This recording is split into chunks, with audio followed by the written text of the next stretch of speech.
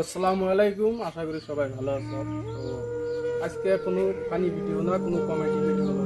তো আমার অবশ্য জীবনে দেখো না, এনে তোমার আজকে হেল্পিং ভিডিও দেয় জীবনে তোমরা দেখো না। আজকে আমি বাধ্য হয়ে আছি, এই যে বাড়ির অবস্থাটা দেখে আজকে বাধ্য হয়েছি যে আমার কোনো একটা বুদ্ধি করা লাগবে। ওই যে মেলা মানুষ জড়ো হয়েছে, ওই সবাইকে দেখো ওই যে বাড়ির অবস্থা।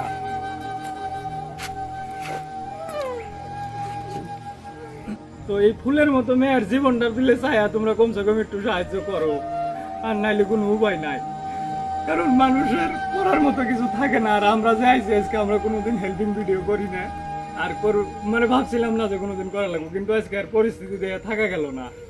তো তোমার কাছে একটাই অনুরোধ, এই ভিডিওটা কমসে কম অল্প শেয়ার হইলেও করো, শেয়ার করে আরো 10 জনকে দেওয়া যাতে তারা দেয় যে এই ভিডিওটা স্ক্রিপ্ট করবেন না, যে যতটুকু পারেন 10 টাকা 5 টাকা 20 টাকা 100 টাকা 50 টাকা যে যতটুকু পারেন তো একে দয়া করে দিবেন। এই স্ক্যানার দেওয়া হবো।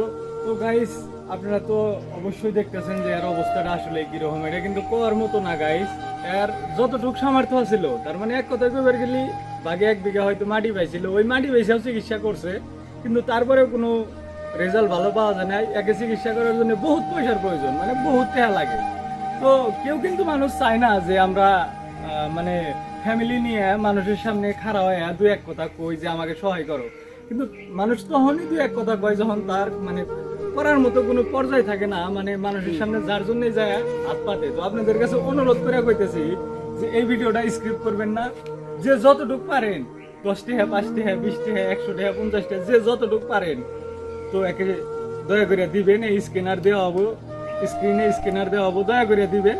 আর দ্বিতীয়তে কথা হইলো, যদি আপনারা কোনো সহায় না করে হারেন, এই ভিডিওটা দয়া করে শেয়ার করবেন। কারণ এই মানুষটার ইনি কিন্তু একজন বিয়ে পাস মানুষ, বিয়ে পাস করে আজকে এই পরিস্থিতি। আর এর আগের যেটা ভিডিও মানুষ আছে ওই চেহারাটা আমি স্ক্রিনে আগের ফটো দিয়ে দেবো, আপনারা কোনোদিনও চিনবেন না যে মানে এই মানুষটা এতে মানে বোঝার মতো কোনো নাই। তো স্থানীয় মানুষ কিছু আছে, তাকে 2-1 কথা ভয়েস করবো আমরা।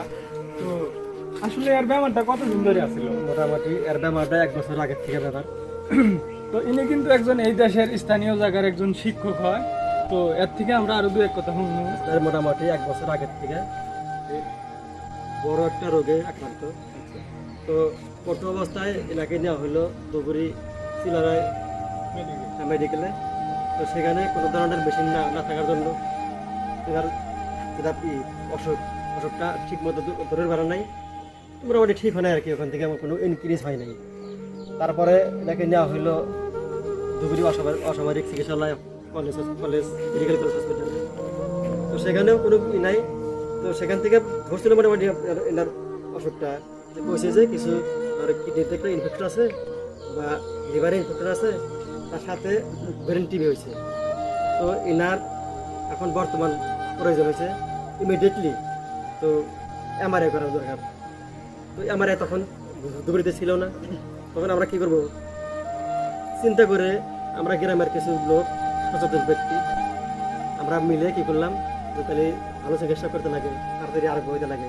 কারণ একজন ছিল উদীয়মান যুবক সমাজকর্মী, এদের প্রয়োজন আছে সমাজে।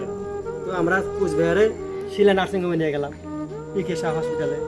তো সেখান থেকে ওনার ব্রেন মানে অপারেশন করলো। অপারেশন করার পরে মোটামুটি ওখানে ট্রিটমেন্ট হলো 1 মাস। 1 মাস ট্রিটমেন্টে ওনার বাড়িতে যতগুলো সম্পদ ছিল সমস্ত একেবারে মানে শেষ হয়ে গেছে। তো গ্রামবাসীও মোটামুটি যতটুকু পারে করছে আর কি। এখন আমরা উপায়হীন হয়েছি। তো এই যে ভিডিওর মাধ্যমে সোশ্যাল মিডিয়ার মাধ্যম দেয়।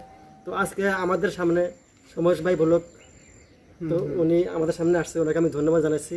যাতে ওনার প্রচারের দ্বারা যাতে এনার কিছু সাহায্য আপনারা আগবাড়ে পারেন, বা এই অঞ্চলের আপনার যুবক কলেজের ছেলে মেয়ে বা শিক্ষক প্রফেসর, তো আপনারা যে যতটুকু পারেন তার জন্য সাহায্য করবেন।